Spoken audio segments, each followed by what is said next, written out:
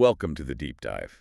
And I'm looking right at you, our listener, because today we have a very specific and honestly a pretty intense mission ahead of us. Yeah, intense is definitely the right word for this one. Right, so we are taking this heavy stack of source material, specifically a highly analytical lecture series from the Tolu-e-Islam Digital Audio Archives. We're focusing on lecture 9 out of 10. And this material, it dissects a foundational text from the Quran, specifically Surah An-Nur, Ayats 53 through 57. But here's the critical ground rule before we go any further. Let's hear it. We are stripping away every single ounce of religious sentimentality today. Completely. I mean, if you are tuning in right now expecting, a theological sermon or some misty-eyed reflection on spiritual devotion. Yeah, you're the wrong place. Exactly. You really need to adjust your expectations right now because the lens we are using today, based strictly on the analytical framework of this specific lecture, treats this text purely as a work of macro-sociology. Macro-sociology and systems engineering. Right. We are looking at the architecture of civilizational survival. Master sociologist dissecting an ancient structural blueprint. That is the only vibe we are bringing today. I was actually thinking about this before we started. Oh, yeah. What about it? Well, usually when we talk about diagnosing a problem, say like a medical diagnosis, there's this expectation of visual precision, right? Yeah. You break your arm, the x-ray shows that jagged white line, and the doctor just points and says, there it is, broken. Sure, it's objective. But when you step into the world of socioeconomic systems or, civilizational collapse, that x-ray machine is basically useless. It's completely useless. Right. We look at failing societies today and we point fingers at everything. The inflation rate, the cultural decay, the political leadership. We treat the surface symptoms, but we almost never have a clean diagnostic look at the underlying social architecture. And that is precisely the gap this source material attempts to fill. It basically argues that we are constantly treating the societal fever, without ever examining the corrupted operating system that is actually generating the heat. That's a great way to put it. Yeah. The text we are analyzing today claims to provide the actual root code for human social stability. Which brings us to the most explosive part of this text. And really, it's the reason we need to explode a massive myth right off the bat. Let's do it. It's verse 55 of this chapter. The text reads, and I'll just quote the transliteration here, Wa'aga Allahu alatina amanu minkum wa amilu as-salihat. And it continues to promise la istaklifanahum fil ard succession or dominance on the earth. Now, this verse is routinely weaponized.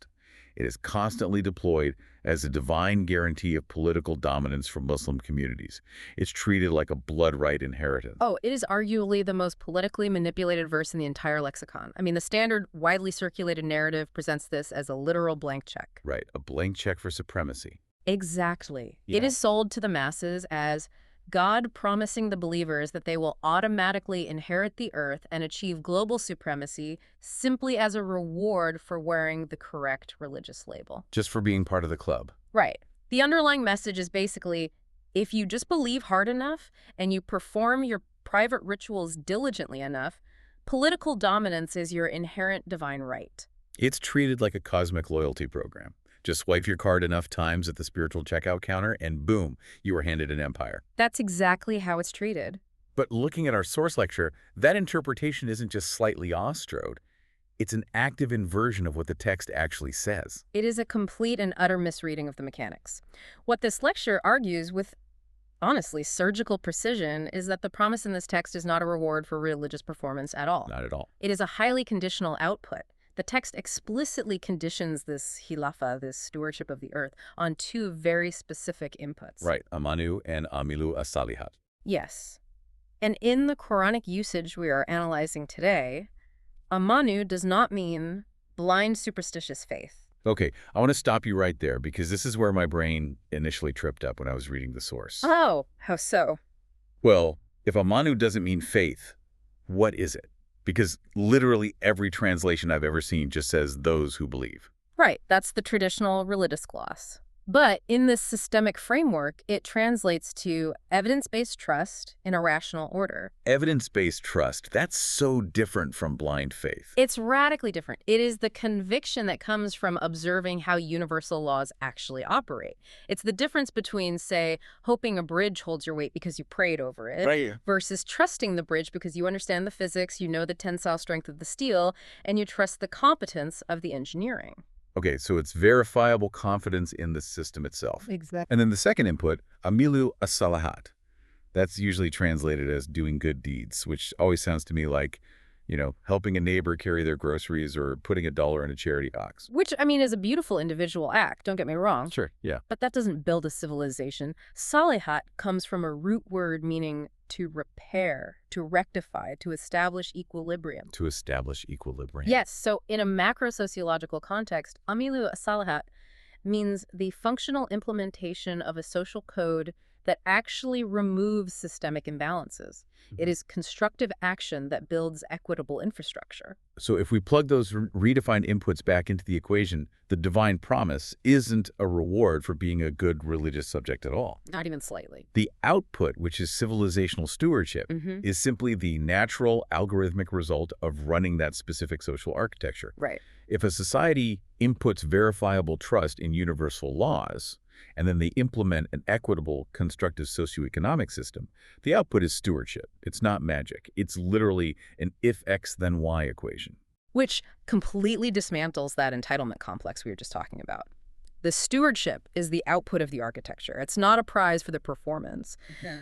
But, this raises a really profound diagnostic issue, which the text actually addresses before it even gets to verse 55. Oh, you mean the verses right before it? Yeah. If the requirement is this deep systemic implementation we just described, how do you actually measure it? Right. How do you separate a society that is actually running this code from a society that is merely simulating it? Right, because literally anyone can claim they have evidence-based trust. Yeah. Any political leader can stand at a podium, look at the camera, and declare they're building an equitable society. So what is the authenticity test? This brings us back a few verses to verse 53. And the text paints a picture that is honestly fundamentally recognizable in any era of human history. Yeah, it really is. It describes a group of people making massive, dramatic declarations of their loyalty to the system. They are swearing their most solemn oaths by God that if the commander gives the order, they will march out immediately. It is a performance of extreme, zealous commitment. And honestly, reading the source analysis on this part, it reminded me so much of what I like to call performative corporate synergy. Oh, performative corporate synergy. That's a great phrase. Elaborate on that. Well, you see this in failing companies all the time. You're in a town hall, the CEO introduces some desperate new initiative, and there is always that one middle management team that stands up and makes the loudest, most dramatic declarations of loyalty. Oh, absolutely. We're 110% aligned. Yes. We will bleed for this company. We will work every weekend. And the sheer volume of their declaration is entirely designed to mask the fact that their actual daily deliverables are a total disaster. That is a remarkably accurate parallel to the sociological dynamic the text is exposing right here. The Quranic response to this theatrical display of solemn oaths is devastatingly pragmatic. Yeah, it just cuts them off. It cuts them off mid-performance. Verse 53 says, Kulla tukimutatun marufa. Say, do not swear your oaths. Reasonable obedience is enough. Reasonable obedience is enough. That phrase, tatun marufa, is fascinating to me. It's almost anticlimactic. Right. You expect this grand text to demand blood, sweat, and tears, and instead it just says, hey, just do your job. Because it is entirely rejecting the tyranny of unproven assertions. The source material highlights that this right here is the ultimate authenticity test. Okay. The true community, the mu'minun, the ones actually grounded in that evidence-based trust, are not defined by emotional outbursts or dramatic declarations. They are defined by ordinary, daily, reasonable, recognizable compliance with the social code. So the performance of extreme commitment is actually the signature of a community running a simulation of the divine order. Precisely. It's not the reality. The community that constantly feels the need to perform its commitment with these solemn oaths is, by definition, the community that lacks internal conviction. Because they have to overcompensate. Exactly. If the system is actually functioning, if the equitable laws are just being applied daily, it doesn't need your screaming loyalty. It just needs your objective implementation. But wait, if a society is failing to implement this, if they were just running the simulation, shouldn't the central authority just force them to comply? Ah. Because if this is literally the blueprint for civilizational survival, why not mandate it? The source highlights verse 54 here, and it places this massive boundary on coercion. Yes, verse 54 establishes the principle of Bala al-Mubin, which translates to the clear delivery. Okay, the clear delivery. It states that the messenger's only duty is the transparent communication of the manual. He's basically saying, here's the code, here's the architecture, here are the inevitable outcomes. He is explicitly not tasked with forcing compliance. I find that so counterintuitive for a system that claims to be universal. I mean, if you had the cure for civilizational collapse, why leave it up to the free will of people who might just choose to ignore it? Because coerced compliance isn't tatun marufa. Coerced compliance is tyranny. Oh, wow. And a system built on tyranny inherently violates the principle of salihat we talked about earlier, the removal of imbalances. Right, because tyranny is the ultimate imbalance. Exactly. You cannot build a system of equitable balance through oppressive force. The text makes it absolutely clear. If you turn away, the responsibility falls entirely on your own shoulders. The system cannot be coerced into existence. It must be consciously adopted based on that rational, evidence-based trust. Okay, so if loud declarations are just a simulation, and the baseline is quiet, conscious, daily implementation without any coercion, what exactly is the mechanism that connects this daily implementation to that massive promise of global stewardship? That's the core question. Right. We keep calling it an algorithmic formula, but I want to push back on this a little bit. Go for it. Because sociology is not a hard science. Gravity is a law, right? I can drop a pin in a vacuum, and it falls at a predictable rate every single time. But human behavior is chaotic. It's messy. It's irrational. So how does the source text justify calling human societal outcomes a rigid, unchangeable scientific equation? That is the pivotal question of this entire deep dive, and it brings us to the core engine of this framework, the law of requital, or Mulooktiyat Amal. Mulooktiyat Amal. Right.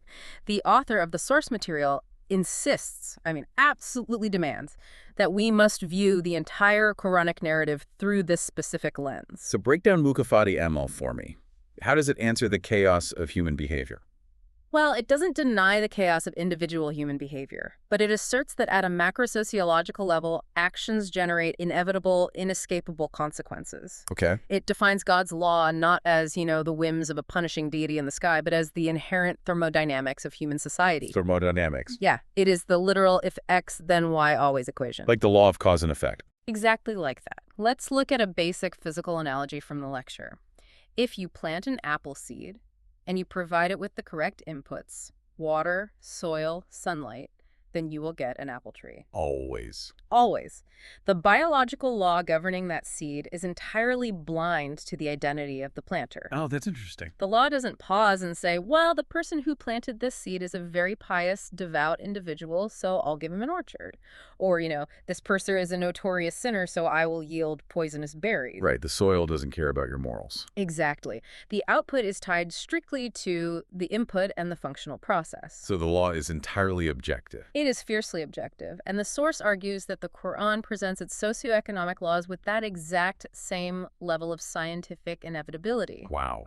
When verse 55 says God has promised, that promise is not some verbal contract. It is not a favor granted to a chosen demographic.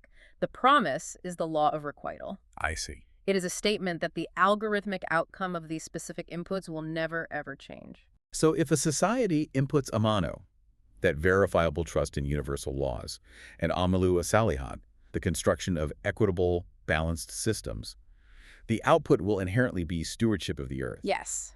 But logically, this also means the reverse is true, right? Brutally true. If a society abandons those inputs, if they abandon rational thought, evidence-based systems, and equitable resource distribution, they will inevitably face decline, subjugation, and collapse. Man. And here is the kicker. The law of requital does not care how many prayers that society says. Right. It does not care how beautifully they recite their scriptures or how loudly they claim to be God's chosen people. The law of requital doesn't care about your branding. Not at all. There are no exceptions for communities that score exceptionally well on religious performance but fail completely at systemic implementation. The output will always match the actual code being run, not the marketing brochure. That is a terrifyingly precise way to view history. It really is. And speaking of history, we need to dive into the output itself, the why in our if X then Y equation.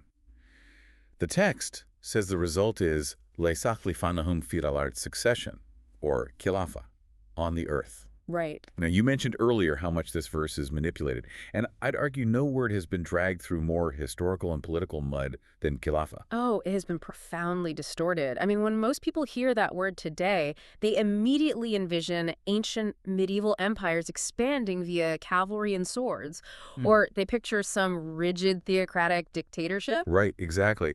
Or, on the flip side, there is this modern trend I've seen, and the source material aggressively targets this, actually, where communities that have completely lost political and economic power retreat into what they call a spiritual khilafah. Yes. What exactly are they claiming there? That they are secretly ruling the earth in some unseen, mystical realm? The source text absolutely eviscerates the concept of spiritual khilafah. It basically calls it a psychological coping mechanism, a total retreat into superstition. A coping mechanism. Yeah. Think about it.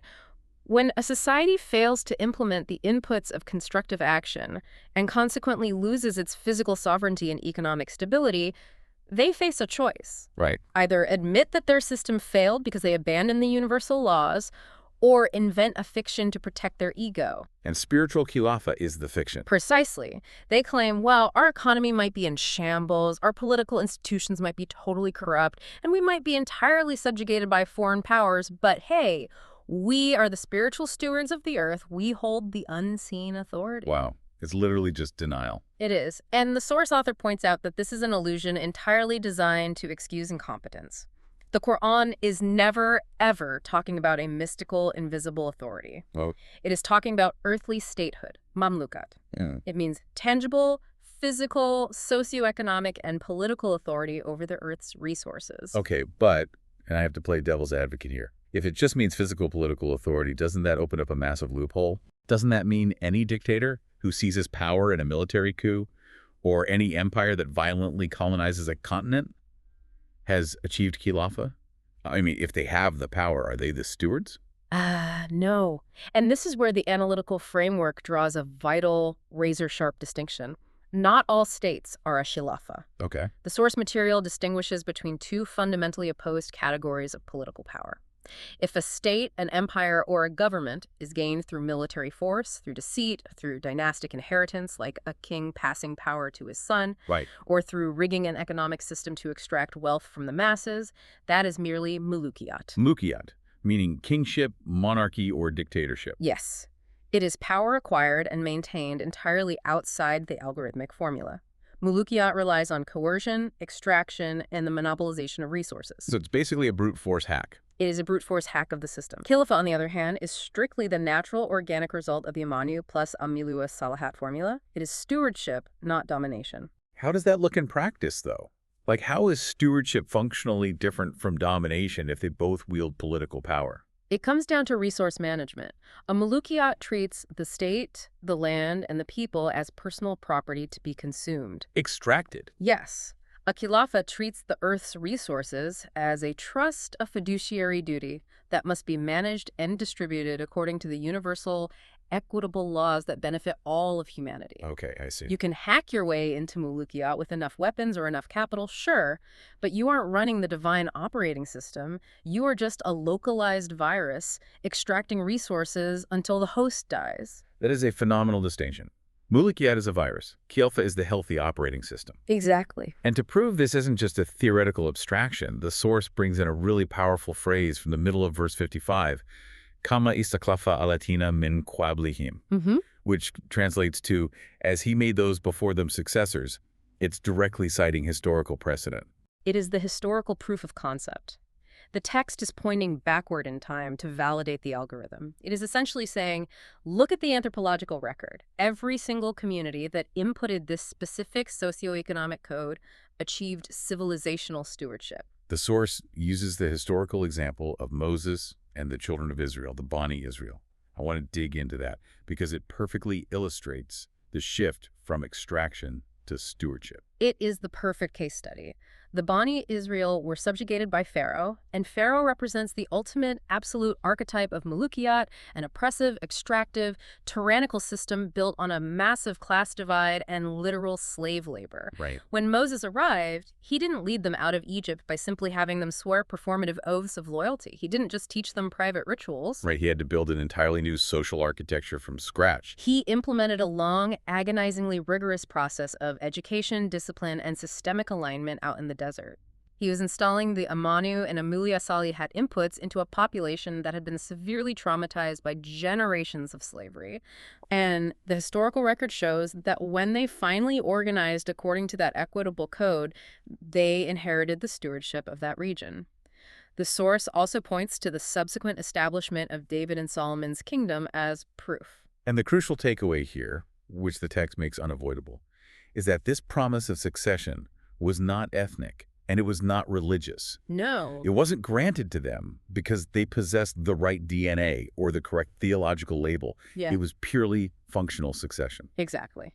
The law of requital is blind to demographics. Whoever builds the operating system inherits the earth. Period. Period. If a community today, regardless of their geographical location or what they call themselves, implements evidence-based trust and objective constructive action, the laws of sociology dictate that they will rise to a position of global stewardship. And conversely. Conversely, if a community that loudly calls itself Muslim abandons that functional code, they will lose their stewardship, just as the Bani Israel eventually did when they reverted back to extraction and corruption. The algorithm has no favorites. None whatsoever. So we have the inputs and we have the output of stewardship.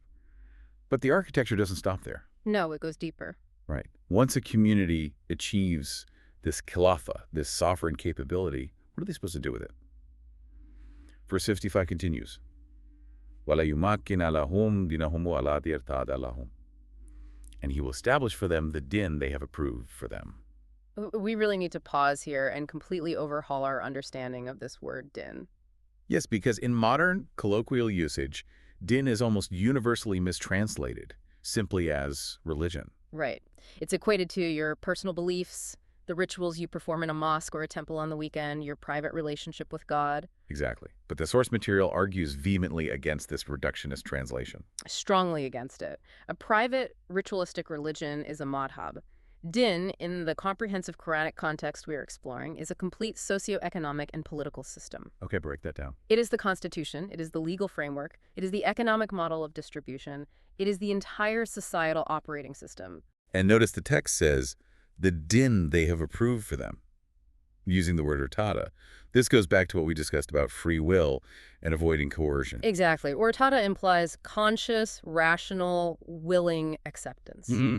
This socioeconomic system is not imposed from the top down by a dictator. It is a rational social order that the community has consciously recognized as equitable and beneficial and has chosen to implement of their own volition. But here's where the source introduces a brutal thought experiment. And I want to pose this to you exactly as the author frames it. Let's hear it. Can this din, this comprehensive socioeconomic system, exist without political independence? Like, can you have din without sovereignty? The analytical answer is an absolute no, and the text uses the word tamkeen to explain exactly why. Tamkeen. Yes. Tamkeen means to firmly establish, to give deep roots, to grant sovereign authority and the capacity for execution. You cannot establish a din without tamkeen. Because, to bring back our tech analogy, you literally cannot run an independent operating system on a device that is controlled by a foreign administrator. That analogy holds up perfectly. Think about it. If a foreign entity owns the hardware and they have root access to the servers, you do not control the foundation. No. You cannot install your own foundational operating system. The foreign administrator might allow you to run a few harmless, isolated applications, a prayer app, a fasting app, a charity app. Right. But they control the overarching system architecture. They control the flow of data, the allocation of memory, the security protocols. And the source uses a staggering historical example to illustrate how easily societies fall for this illusion of freedom. It examines the Muslim populations living under British colonial rule in the Indian subcontinent. This is a profound historical critique from the lecture. Mhm. During the colonial era, the British authorities, the East India Company, and later the Crown, were generally quite content to let the colonized populations practice their private religious rituals. Right. No British soldier was stopping anyone from praying 5 times a day. Exactly. Or fasting during Ramadan, or giving personal charity. And because of that physical allowance, the religious leadership of the time, the mullahs, stood up and told the masses, our religion is safe, Islam is free under the protection of the British Crown. But the source, heavily referencing the philosopher and poet Allama Iqbal, points out the tragic systemic irony of this claim. Yeah, Iqbal's critique is just devastating here. It really is. Iqbal noted the absurdity of a mullah who is allowed to prostrate on the ground in prayer, and because no one kicks him while he's down, he foolishly believes his religion is free. Wow. But what the British had actually accomplished was a masterful systemic downgrade. They had taken Deen, which is meant to be a sovereign, comprehensive socioeconomic system, and reduced it entirely into a madhab, a private, harmless set of rituals. They uninstalled the operating system, left them with a few widgets on the home screen, and convinced them they still owned the phone. That is exactly what happened, Yeah. because while the population was freely praying in the mosques, the British controlled the economic system, extracting the GDP of the subcontinent and funneling it straight back to London. The legal system and penal code were dictated by the Crown. The political system was entirely in the hands of the viceroy. So the colonized population had absolutely no tamkeen. No sovereign capacity whatsoever. Therefore, functionally and systemically, they had no din. They only had a madhab. That is a staggering realization. The idea that a system cannot be established without its own statecraft. It's impossible. It requires sovereignty. It requires the actual physical power to enforce equitable economic laws, to administer justice, to protect the vulnerable. You cannot execute the law of requital's positive outputs if you are a subject population living under someone else's extractive Mulooktiyat. And this loops us right back to why performative oaths are utterly useless. Right. You can swear allegiance to the divine code all day long, you can memorize the entire text, but if you do not have the sovereign statecraft to actually implement the equitable laws, you are just running a simulation in a sandbox owned and monitored by someone else. Man. Okay, this brings us to the ultimate output of this entire algorithmic formula. The final result. Yeah, if a society actually achieves all of this, if they input the evidence-based trust, if they perform the constructive action, if they achieve the stewardship, and if they establish the sovereign system, what is the user experience? What is the final output of verse 55? The text gives us the final variable in the equation in the last part of verse 55. وَلَيُبَدِّلَنَّهُم مِّن بَعْدِ خَوْفِهِمْ أَمْنًا. Replacing their fear with security. Security. Oh, That- yeah. That is the ultimate goal. Not infinite territorial expansion, not endless wealth accumulation for the top 1%, but the total systemic eradication of societal fear. Yes.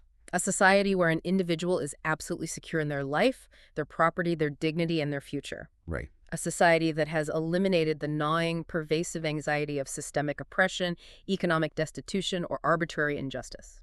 But, as is the absolute rule with the law of requital, this security is entirely conditional. Of course it is. The text attaches a strict caveat at the very end of the verse. Yabudunani la yushrikuna bi shay'a, which translates to, they serve or operate me without shirk. Now, I have to step in here on behalf of our listeners, because this word, shirk, carries massive, massive theological baggage. Oh, absolutely. Usually we are taught that shirk means polytheism. It means worshiping idols, bowing to statues, or believing in multiple sky gods.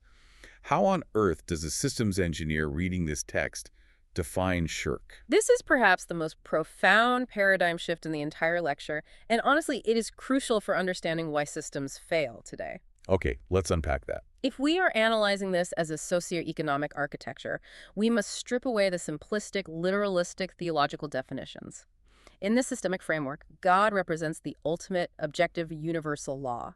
The single source of truth. Yes, the single source of truth that guarantees equity for all humanity. Okay, so to serve God means to operate your society strictly according to those singular, universal, equitable laws. Precisely. Therefore, what is shirk? Shirk is the fragmentation of sovereign accountability. The fragmentation of sovereign accountability. I need you to break that down. How does that look in the real world? It means running competing authorities within your system. It means mixing the divine universal law, which, remember, is designed to benefit all of humanity equally, Right. with human-made party interest laws designed to extract privilege for a specific group. Let me see if I have an analogy for this. It's like having a constitution that proudly declares all citizens are equal before the law, but then you have a tax code riddled with loopholes written by corporate lobbyists to protect billionaires. Spot on. Or like a dual justice system where the wealthy pay fines while the poor go to prison. That is a perfect modern example of systemic shirk. You have introduced a competing authority, the authority of extracted wealth or the authority of political lobbying, alongside the universal law of equity. I see. You have fragmented the sovereignty of the system. So shirk isn't about praying to a wooden statue in a temple. It's about bowing to factional loyalties, special interests, and divided sovereignty within your social architecture. Yes. And the source argues that this fragmentation, this systemic shirk, is the exact genesis of fear in a society. How so? Connect the fragmentation of law directly to the production of fear. Because if the law is not unified and universal, if it bends to the will of the powerful, the rich, or a specific political faction, then the average citizen can never truly be secure. They're always on edge. They live in a state of constant anxiety because they know the rules can be changed, bypassed, or weaponized against them at any moment by a competing authority. If the system is rigged, you live in fear. Exactly. You fear getting sick because the healthcare system is run by a competing authority of profit rather than the universal law of human well-being. You fear the police because they might serve a competing authority of racial bias rather than universal justice. Exactly. The community that resolves the shirk problem, the community running a unified, unaccountable to no party interest divine order, produces security, or AM, as a natural algorithmic output. The universal law protects everyone equally, so fear just evaporates. And conversely, what happens to a community that has the promise of verse 55 memorized? A community that recites it beautifully every Friday, but actually operates their economy on factional loyalties, extracted privilege, and divided sovereignty. They produce exactly the cough, the fear and anxiety that they were promised relief from. Wow. The law of requital is brutal in its exactness. You cannot cheat the algorithm, you cannot mix systemic corruption with religious rituals, and expect the output to be security. It just doesn't compute. It doesn't. You will get the output of the corrupted, fragmented code you're actually running, which is fear, instability, and eventual collapse. Nah, okay. That completely reframes the entire rise and fall of nations. It really does. Let's move into the final synthesis here, because we really need to understand maintenance. We've defined the inputs amanu and salihat. We've redefined the outputs Khilafat, Deen, and Amal. Right. And we've identified the virus that crashes the system, which is shirk. So how does a society maintain this unified system?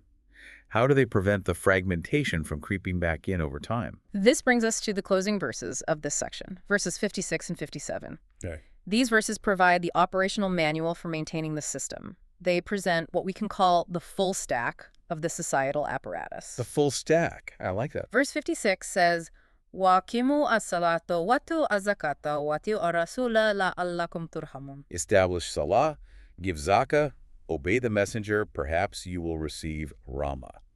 Again, if I read the traditional translation, this just sounds like a basic checklist of individual religious duties. Right. Pray, give charity, listen to the prophet. Exactly. Pray your daily prayers, give some charity to the poor, listen to the prophet, and God will have mercy on you. But we are applying the macro-sociological lens of the source material. Right, the systems engineering lens. In this reading, these are not mere individual rituals. They are massive, interconnected societal institutions. Okay, so what is established salah systemically? Established salah means establishing the systemic apparatus that keeps a society moving in constant alignment with the universal law.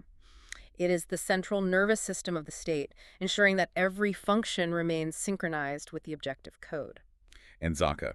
We usually think of zakah as a 2.5% wealth tax given to charity. How does the systems engineer define it? Zakah comes from a root word meaning growth, nourishment, and purification. It is not just handing out spare change to the poor to alleviate symptoms of poverty. Okay. It represents the establishment of a macroeconomic engine designed to ensure the socio-economic nourishment and development of every single individual in the society. So how does that systemically work? Yeah. Because charity relies on the goodwill of the rich, which historically isn't a reliable system. Exactly. Zakat is an institutional mechanism designed to maximize the velocity of money and prevent the hoarding of dead capital. Oh, wow. It is an economic engine that actively prevents wealth from circulating only among the rich. It guarantees that surplus resources flow continuously to the bottom of the pyramid, creating a universal basic infrastructure that allows every human being to develop their potential without the fear of destitution.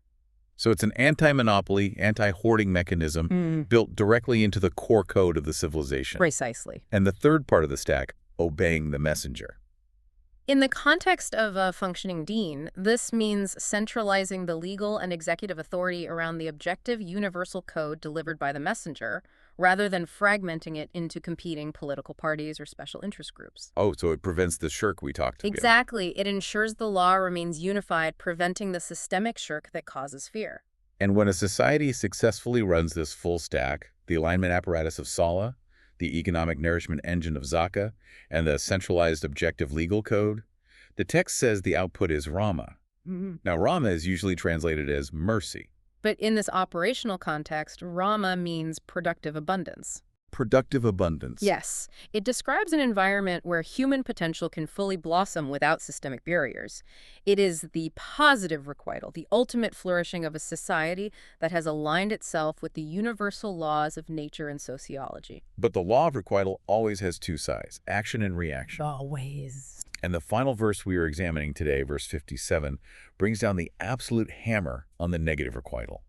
The text says, "Lepasaban alatina kafaru, mujizina fi alard."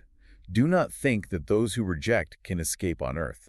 This is the ultimate warning against systemic arrogance. The word kafaru here refers to those who reject or abandon the equitable code, who choose the path of extraction, hoarding, and fragmentation. Right.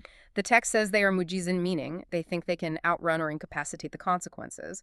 But the verse unequivocally declares they cannot escape on earth. Cannot escape on earth. That is a chilling phrase for any superpower, historical or modern.